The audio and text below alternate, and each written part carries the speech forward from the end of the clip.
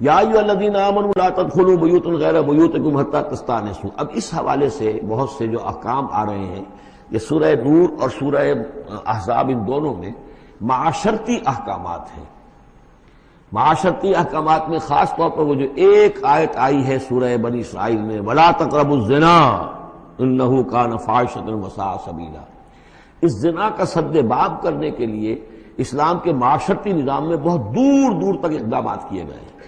قریب مت جاؤ زنا کے، یعنی زنا کو ایریڈیکیٹ کرنا معاشرے میں یہ ایک بہت بڑا آبجیکٹو ہے، اور اس کے لیے دور دور تک اقدامات، مثلا پردہ ہے، ستر ہے، لباس کے احکام دیے گئے ہیں.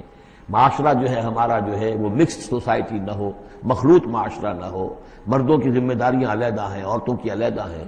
معاشرہ جو ہے سیگریگیٹڈ ہو، مردوں اور عورتوں کے درمیان اختلاط نہ ہو. یہ ساری چیزیں کس کے لیے؟ یہ اسی لیے ہے کہ یہ در حقیقت اس قدر شدید کشش ہے مرد اور عورت کے اندر.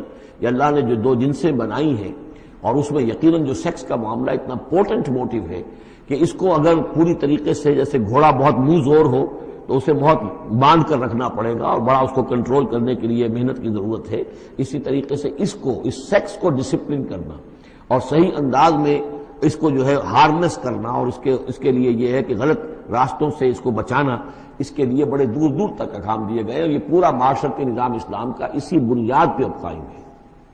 اب اسی میں سے مثلاً یہ گھر کی پرائیویسی بھی ہے. ایک گھر ہے، گھر میں ایک شوہر ہے، اس کی بیوی ہے، اب آپ فوراً چلے گئے سیدھے گھر کے اندر؟ نہیں. اے اہل ایمان، مت داخل ہوا کرو گھروں میں اپنے گھروں کے سوا، حتی تستانسوا، یہاں تک کہ بول چال کر لو، اجازت لے لو، وتسلموا علی اہلہا. اور اذن لینے کی اس وقت جو ہوتی تھی شکل وہ یہی کہ جا کر دروازے پر کہو السلام علیکم. معلوم ہوا کہ کوئی صاحب ہیں کہ جو آئے ہیں، ملنا چاہتے ہیں اور اندر آنا چاہتے ہیں. اب اس کے بعد یہ کہ وہ اپنی آئیڈینٹی دیں اور پھر ان کو آنے کی اجازت دی جائے. یہ نہیں کہ بے دھڑک چلے جا رہے ہیں. ذالکم خیر لکم لعلکم تذکرون، یہی تمہارے لیے بہتر ہے تاکہ تم نصیحت حاصل کرو.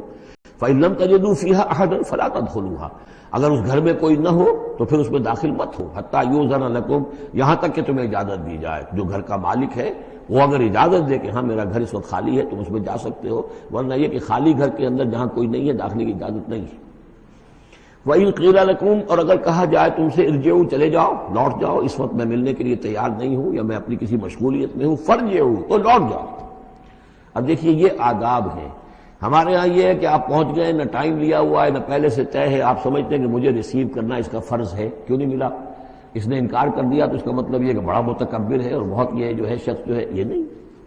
اگر تو آپ وقت طے کر کے گئے ہیں تو اس کا فرض ہے کہ وہ آپ کو ریسیو کرے اور آپ کو وقت دے.